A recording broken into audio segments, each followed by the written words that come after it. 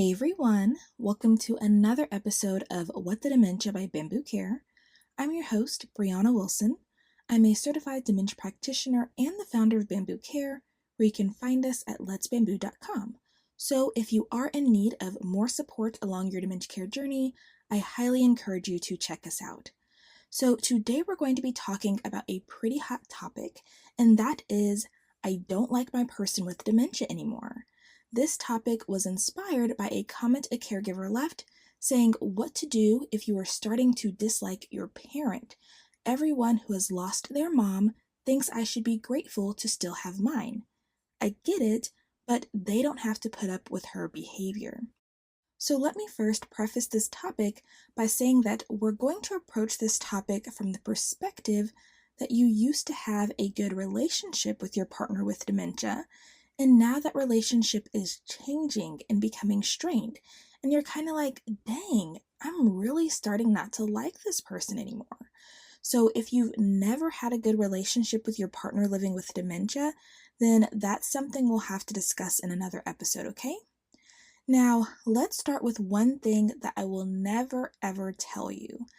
I will never tell you it's just the dementia, because although dementia may influence the changes you may be experiencing, what's happening extends far beyond it being just the dementia. Plus, when you blame dementia on everything, it becomes so easy to miss and overlook what's actually going on, okay? So, if you find yourself in the situation where you are starting not to like your partner with dementia, or maybe you're already there, I want you to ask yourself a few questions. And you may even consider pausing this podcast episode real quick, grabbing a piece of paper, and writing these questions down if you're really serious about wanting to positively change your relationship with and perception of your partner. So, question number 1. When did you first begin to notice changes in your relationship with your partner? Question 2. When did you first begin experiencing negative feelings towards your partner, and what do you think contributed to those feelings?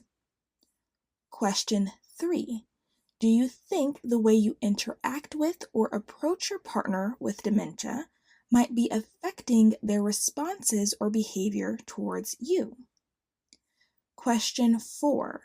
When your partner responds or treats you in a way that you find upsetting, how do you typically handle it? And question number 5, are you genuinely interested in working on and improving your relationship with your partner? Now, the only person who's going to ever see or know the answers to these questions is you. So you have to be really honest with yourself, and depending on what's going on, it may make you feel a little uncomfortable and it may feel hard to face. But change often requires work, okay? So take your time, take breaks, and make sure you answer these questions thoroughly and truthfully, okay? Now, here's the thing. The unfortunate part about all of this is that when you don't like the person you're caring for and they don't like you either, it makes caring for that person all the more difficult. Your partner will likely be a lot more resistant to wanting and accepting care from you. And on the part of the caregiver, it's a lot harder to have patience and to want to go out of your way to give care or connect with your partner. And depending on how bad the situation is, it can get really ugly. But here's the good news. If you had a good relationship with the person in the past, there's a really good chance you can repair that relationship and get back in each other's good graces, if that's something that you want, okay?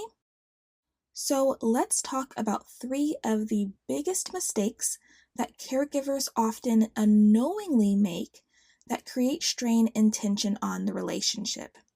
So, number 1 is taking things personally and reacting out of frustration. It's important to recognize that your partner may be going through an emotionally difficult time, which could have started even before their dementia diagnosis.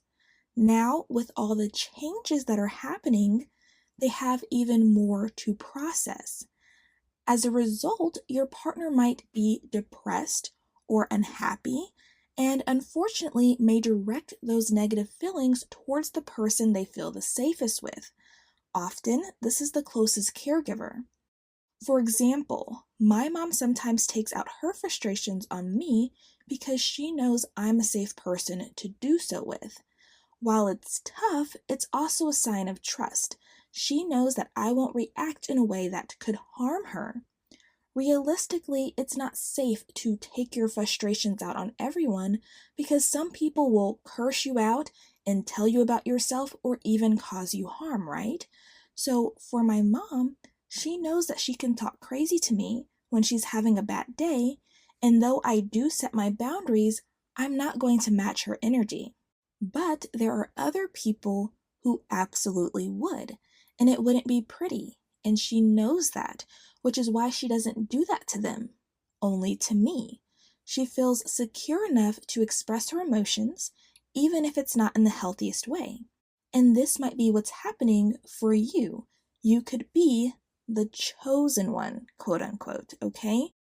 So it's important to approach your partner with compassion and understand that their outburst or rude comments are not truly about you, but are often a reflection of their internal struggles. Setting boundaries is important, but try not to take their words to heart, okay? Remember, they trust you enough to be vulnerable, even when it comes out as frustration. And your patience and understanding can make a significant difference in their emotional well being during this challenging time and help shape your relationship in a more positive direction, okay? The second mistake is taking things over and telling the person what they can and can't do. And honestly, this mistake often happens from the very beginning of a dementia diagnosis. From the caregiver's perspective, they may just be trying to help and keep the person safe and make sure everything is as it should be. It usually comes from a good place, right? But for the person with dementia, who up until experiencing these dementia related symptoms in a way that has impacted their ability to function, has been doing things on their own, their way. It can feel like a kick in the face. It can feel scary and uncomfortable to feel like you have no control and no say over what's going on in your life. If a person is constantly reminding you of your diagnosis, struggles, and weaknesses, it can feel insulting, demeaning, hurtful, and even embarrassing. And understandably, this can create a lot of resentment towards whoever is stepping in and taking over, or saying what's being perceived as hurtful things, right? Unfortunately, for many of you, your help and what you say may be very much so unsolicited and unwelcome. And because people with dementia can often experience anosognosia, which is a lack of insight into their deficits, it can feel all the more hurtful because they don't understand why you are doing what you are doing or where this is all coming from. So, what happens? They may lash out, call you names, be sarcastic and nasty towards you, blame you for things, not want you around, and in some cases, even try to disown you and keep you from being legally allowed to interfere with their finances or medical decisions. Now, if we overlook when the breakdown in the relationship first started, do you see how easy it is to blame all of this on the dementia, when really how we started treating our partner may be what really triggered the change in the relationship? It shifted the relationship dynamic. It shifted the roles. It disturbed the equilibrium of the relationship, meaning that the relationship had a certain level of balance or harmony that was disturbed, okay? And unfortunately, this can happen very quickly and dramatically if we aren't careful, okay? The reality is, any relationship, regardless of a person's cognitive status, would change if the dynamic of that relationship changed. For example, I don't like being told what to do. Never have. But when I was a child, I was more compliant because I don't like conflict, I don't like being yelled at, I don't like punishment, okay? However, now that I'm an adult, although I still don't like conflict, I also still don't like being told what to do. And it doesn't matter who you are or what your intention is.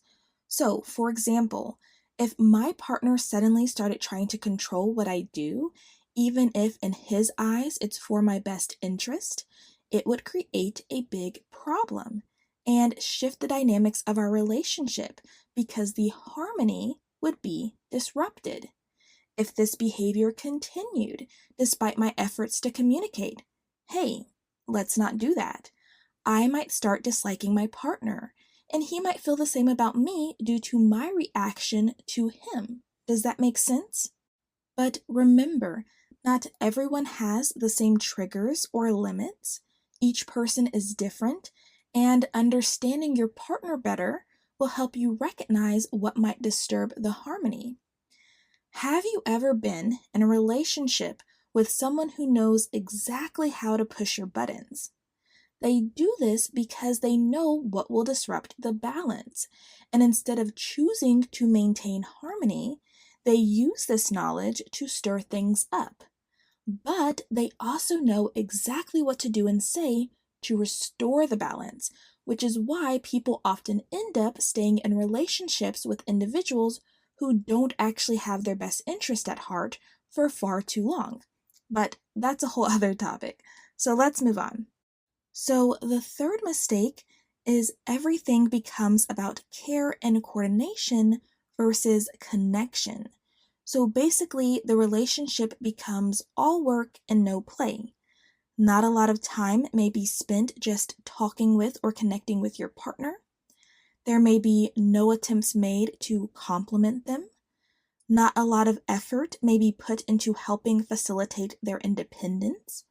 You may never try to do anything with them or go anywhere with them because maybe it feels a bit inconvenient and it's easier and quicker to just do things on your own, or maybe you just want some space. And don't get me wrong, this isn't to shame any caregivers who may have fallen into this.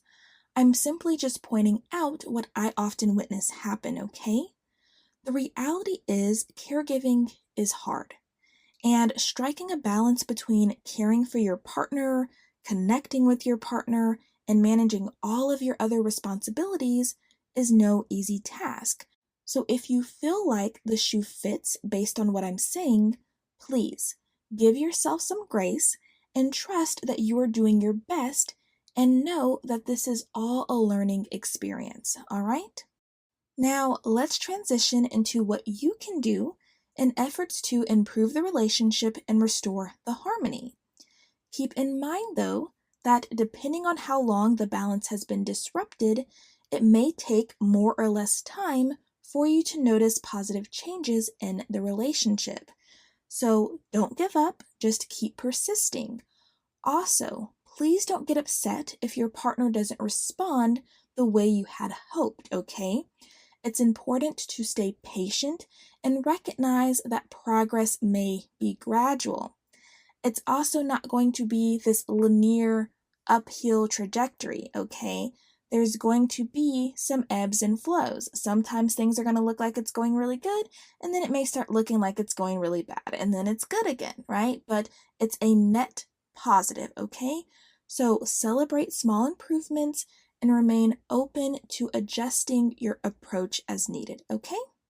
So let's cover 5 tips that may help improve your relationship with your partner, and keep in mind that the responsibility for making these changes will largely fall on you, as your partner with dementia may not recognize the issues or be able to initiate efforts to resolve them, okay? So, tip number 1, validate your partner's feelings, meet them where they are at, and collaborate with them to determine potential solutions. For example, if your partner is starting to show signs of unsafe driving, but is reluctant to give up the keys on their own, Instead of insisting they stop driving immediately, you could express understanding of their feelings and suggest finding a compromise. So you might say something like, I know how much driving means to you, and I understand it's hard to think about giving it up. Can you tell me what concerns you most about not driving? Maybe we can find a way to address those concerns together. A lot of times, keys are taken away without considering why the person likes having their keys and the freedom that driving provides them. And this causes a lot of issues and resistance. So we have to try to figure out what role driving plays in their life and how we can accommodate that, right? Because let's say that they like to go to bingo every Friday and they drive themselves there, and you forget that. And so now they not only lost their car and their ability to drive, but now they don't even get to go to bingo because the person who took their keys away didn't consider why they like driving. Where do they go when they drive, okay? Now, I will say, ideally you want to have these kind of conversations before they become unsafe to drive, but everyone's journey is different and some people are already past this point, okay? The second tip is to facilitate independence and allow them to still participate in what's important to them.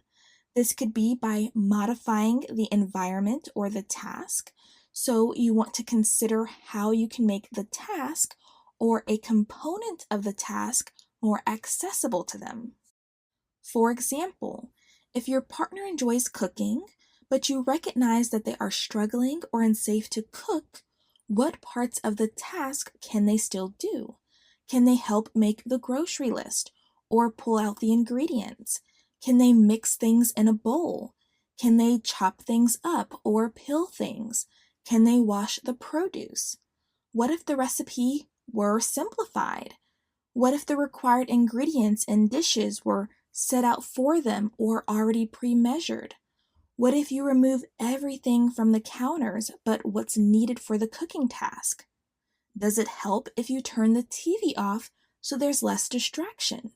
There are so many ways that cooking can be adapted to allow varying levels of participation, and the same holds true for most other activities, okay? Now, tip number 3. For instances where help or intervention is necessary, but you feel like it's going to be met with resistance, think about how you can provide the help in a way that isn't so obvious or intrusive. So, how can the help fly under the radar or be presented in a casual, nonchalant way, or even an inclusive way? So, let me give you some examples. Let's say that your partner keeps leaving the doors open and you're worried about pets getting out or getting into rooms that they shouldn't be in. Instead of making a big deal about it, you could install self-closing door hinges. This way, you won't have to constantly follow behind them to ensure doors are closed or fuss at them about how they need to remember to close the door behind them. If your partner struggles with eating because they have a difficult time using the utensils and dinnerware you already have, you could make the food more manageable by turning it into finger foods or switching to adaptive utensils and dinnerware. So, would they benefit from utensils with a built-up handle, or a plate with a raised edge, or a bowl with a suction cup? And if possible, you might even use these same utensils and dinnerware as them to avoid singling them out. If they often spill their drinks, could you invest in a spill-free cup in their favorite color and present it as a gift, right? So the key with this approach is to provide assistance in a way that doesn't draw attention to the fact that you are helping, okay? Tip number 4. Do one small thing a day to connect with your partner with dementia. So give them a compliment, hold their hand and talk to them, tell them a joke, dance together, listen to music together, sing together, go for a walk, ask for their opinion on something, Ask for their help with something, or let them help you if they ask. Give them something they would enjoy, like a favorite drink or snack. Ask them about their past. It can literally be anything, okay? Just try to make it a point to connect in a small way every day, or at least most days, okay? And then for our final tip, tip number 5, choose your battles wisely and acknowledge when both of you could benefit from some space. Even in the best relationships, taking a breather to regroup can be necessary. So, if you find yourself in a heated disagreement or interaction, or your partner is doing something irritating, or if you sense you're getting on each other's nerves, it's okay to step away. Take a break, and if needed, revisit the issue later with a fresh perspective and a different approach. Even apologize if it feels genuine, or just let it go altogether, okay? If at all possible, we want to try not to taint the relationship because, again, like I said in the beginning, it just makes providing care so much more difficult, okay?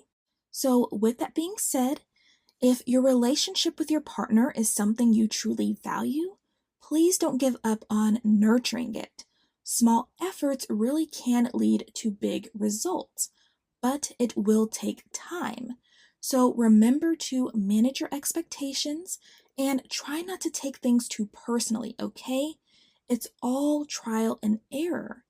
Please understand that you're doing the best you can, and so is your partner with dementia. You're both navigating uncharted territory, and for many of you, this journey will challenge the relationship as you work together to find a new balance, okay? So, if you are listening to this and you're not liking your partner very much right now, I truly am very sorry because I know just how tough it is and how much it sucks because I've gone through the same thing with my mom, okay? So I really do hope that some of these tips or something I said will be helpful in restoring your relationship. If you have any specific questions, comments, or future podcast requests, you can send us an email at podcast@whatthedementia.com or contact us through letsbamboo.com. You can also leave a comment if you are listening to this on Spotify or YouTube. So, thank you so much for joining us on another episode of What the Dementia by Bamboo Care. We look forward to catching you on the next episode. Take care, and until next time, stay strong, care on, and remember, you are not alone. Bamboo Care is always here.